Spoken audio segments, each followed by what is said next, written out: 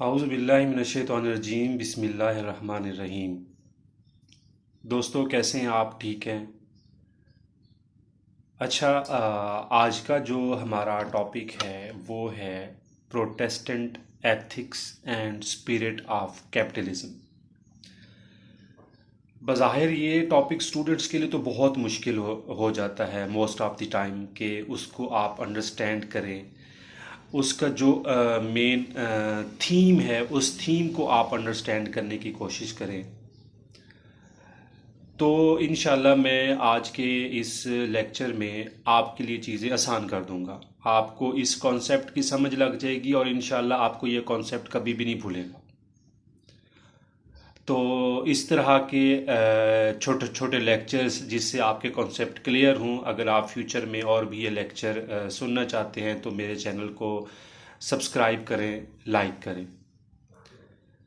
अच्छा जी, स्टार्ट करते हैं Protestant ethics and the spirit of capitalism. हम सबसे पहले ये देखते हैं कि बेंजामिन फ्रैंकलिन ने कहा था टाइम इज मनी। ये एक 100% यूटिलिटेरियन थ्योरी से रिलेटेड है। यूटिलिटेरियन कॉन्सेप्ट में ये होता है कि आप मैक्सिमम काम करें और वो काम करें जिससे आपको मैक्सिमम प्लेयर मिले। अब जब हम अपने प्लेयर की बात करते हैं तो इट मीन्स कि हम अपने प्लेयर के लिए हार्ड वर्क करते हैं ताकि हम मैक्सिमम वेल्थ को जनरेट कर सकें। तो बेंजामिन फ्रैंकलिन का ये जो एक कोटेशन है टाइम इज मनी, ये टोटली एक यूटिलिटेरियन थ्योरी को फॉलो करता है। उसमें बेंजामिन फ्रैंकलिन वही बात जो मैंने आपसे पहले की है, यही कहते हैं कि आप मैक्सिमम काम करें, अपने आप को काम में इतना इन्वॉल्व कर लें कि आप मैक्सिमम वेल्थ को जनरेट करें और वो जो वेल्थ है आपको मटेरियल थिंग्स प्रोवाइड करेगी जिससे आपका हैप्पीनेस का जो लेवल है वो इन्हेंस हो जाएगा।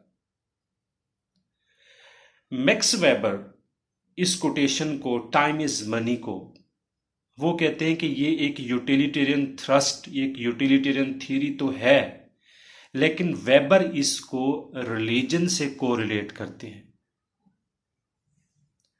कि टाइम इज मनी। क्योंकि बेंजामिन फ्रैंकलिन जो थे वो एक प्रोटेस्टेंट थे, वो उन प्रोटेस्टिंग रूल्स को स्ट्रांगली उनको फॉलो करते थे। तो वेबर ने इस तरह से क्रिटिकली एनालाइज किया है उनकी इस स्टेटमेंट को। बेंजामिन वेबर ये कहते हैं कि ये जो है टाइम इज मनी, ये एक रिलीजियस कॉन्सेप्ट है।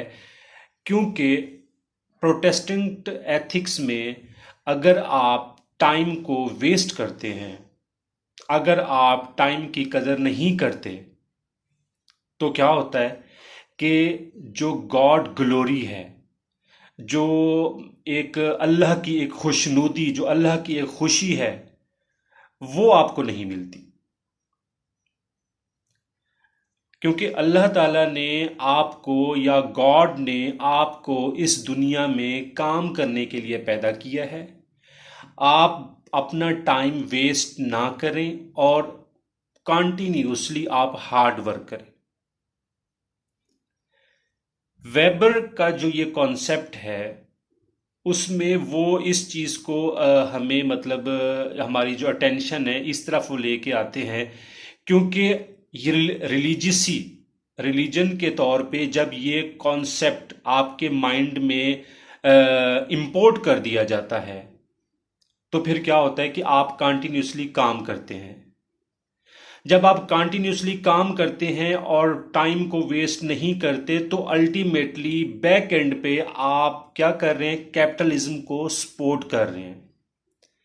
जब आप मनी को अर्न करते हैं, उसको इन्वेस्ट करते हैं और उसको री इन्वेस्ट करते हैं तो सोसाइटी के अंदर कंटिन्यूसली प्रॉफिट जनरेट होता है। जब ये प्रॉफिट जनरेट होता है तो हम बैक एंड पे कैपिटलिज्म के लिए काम कर रहे होते हैं और हम कैपिटलिज्म को सपोर्ट कर रहे होते हैं। हम प्राइवेट प्रॉपर्टी को अपना राइट कंसीडर करते हैं। तो बेंजामिन फ्रैंकलिन ने कहा टाइम इज मनी, कि ये एक यूटिलिटेरियन थ्योरी है, एक यूटिलिटेरियन थ्रस्ट है।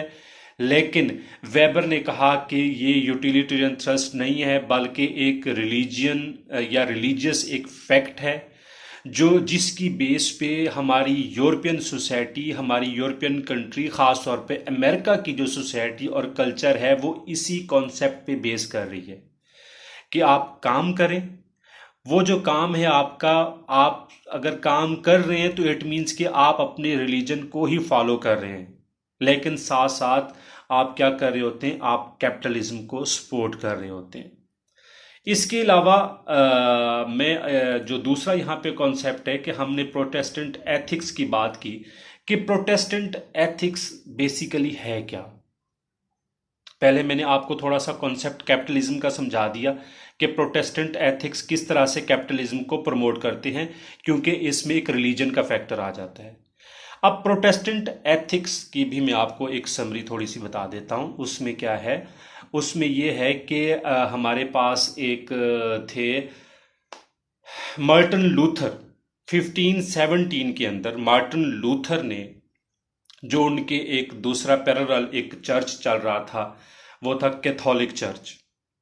ये समझ लें कि कैथोलिक चर्च उस वक्त का थीसिस था वेबर की थ्योरी के मुताबिक। और जो प्रोटेस्टेंट एथिक्स हैं या जो प्रोटेस्टेंट हैं, ये एंटीथीसिस थे। ठीक है, या मार्टिन लूथर इसके एंटीथीसिस थे, और उसके रिजल्ट में जो सिंथेसिस हुआ वो प्रोटेस्टेंट एथिक्स हमारे सामने आ गए।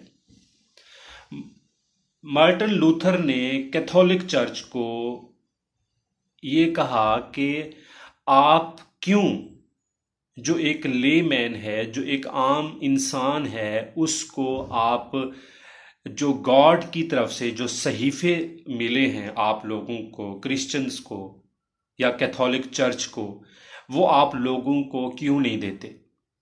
लोगों की प्रॉपर वहां तक एक्सेस होनी चाहिए, लोग इसको इंटरप्रेट कर सकें, लोग इसको खुद से इसको पढ़ सकें। आपने अपने पास क्यों महफूज करके रखे हुए। और दूसरा जो उनका सबसे बड़ा एतराज़ था कि ये एक ऐसा कॉन्सेप्ट है कि अगर आपने अपनी ज़िंदगी में कुछ गुनाह किए हैं तो आप बिशप के पास या पादरी के पास आएँ और आप अपने गुनाहों की माफ़ी मांगें। उसके बाद आप चर्च को कुछ डोनेशन दें, कुछ उनको पैसे दें, तो आपके गुनाह माफ़ हो जाते हैं। तो मार्टिन लूथर को सबसे बड़े जो दो एतराज़ थे वो यही थे कि एक तो ले मैन को एक्सेस दी जाए, और दूसरा आप ये गुनाह करके पैसे दे के आप माफ़ी तलाफ़ी वाला जो सिलसिला है इसको ख़त्म किया जाए। तो जब इस तरह का मार्टिन लूथर ने जब उनके अगेंस्ट गए तो कैथोलिक चर्च डिवाइड हो गया, और कुछ लोग प्रोटेस्टेंट बन गए और कुछ कैथोलिक साइड पे चले गए।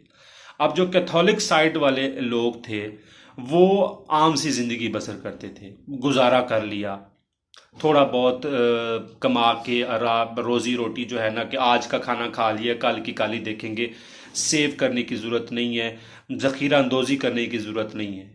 तो ये लोग कैथोलिक चर्च वाले इस साइड पे चल पड़े, लेकिन प्रोटेस्टेंट वाले दूसरी साइड पे चल पड़े कि दिन रात हमने मेहनत करनी है, इसलिए इंडस्ट्री भी आई, कैपिटलिज्म का भी वजूद आया, और कैपिटलिज्म तेज़ी से तरक्की भी करता चला गया।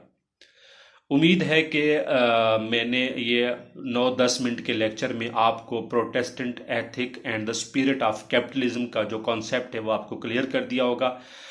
अगर आपको मेरा लेक्चर अच्छा लगा है तो आप इसको लाइक करें, सब्सक्राइब करें और शेयर करें। Thank you so much.